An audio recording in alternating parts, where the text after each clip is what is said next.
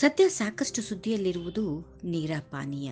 ಇದು ಸಾಕಷ್ಟು ಆರೋಗ್ಯಕರ ಅಂಶವನ್ನ ಹೊಂದಿದೆ. ಎಳೆನೀರಿನ ಹೂವಿನ ಮಕರಂದದಿಂದ ತಯಾರಿಸಿರುವ ಈ ಪಾನೀಯ ದುಬಾರಿಯಾದರೂ ಕೂಡ ಆರೋಗ್ಯಕ್ಕೆ ತುಂಬಾ ಒಳ್ಳೆಯದು. ಒಂದು ಬಾಟಲ್ ನೀರ ಸೇವನೆ 7 ಎಳನೀರಿಗೆ ಸಮ ಅಂತ ಹೇಳ್ತಾರೆ. ನೀರ ತಯಾರಿಸುವುದು ಮತ್ತು ಸಾಗಿಸುವುದು ಕಷ್ಟಕರ ಹಾಗೂ ದುಬಾರಿ. ಆದರೆ ನೀರ ಅಮೃತಕ್ಕೆ ಸಮ. ಆಯುರ್ವೇದದಲ್ಲಿ ಔಷಧಿಯಾಗಿ ನೀರ ಬಳಕೆ ಮಾಡ್ತಾರೆ. ನೀರದಲ್ಲಿ vitamin C, B1, B2, B3, B6, ಸಕ್ಕರೆ, ಪ್ರೋಟೀನ್, ಕಾರ್ಬೋಹೈಡ್ರೇಟ್ಸ್ ಮುಂತಾದ ಅಂಶಗಳು ಪುಷ್ಕಲವಾಗಿವೆ.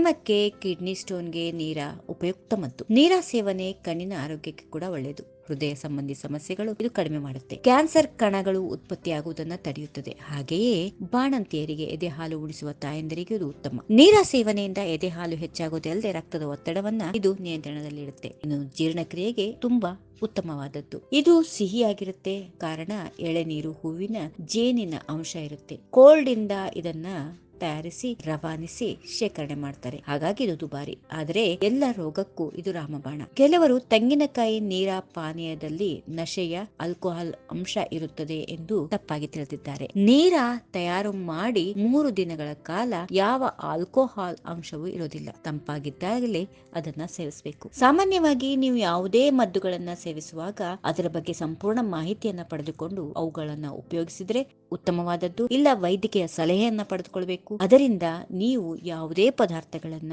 ಅಥವಾ ಯಾವುದೇ ವಸ್ತುಗಳನ್ನ ನೀವು ನಿಮ್ಮ ದೇಹಕ್ಕೆ ಆಗ್ಲಿ ಅಥವಾ ದೇಹದ ಒಳಗಡೆ ಆಗ್ಲಿ ಸ್ವೀಕರಿಸುವಾಗ ಸರಿಯಾದ ಕ್ರಮ ಪದ್ಧತಿಯಲ್ಲಿ ಅವುಗಳನ್ನ ಪಾಲಿಸಲು ಪ್ರಯತ್ನ ಮಾಡಬೇಕು.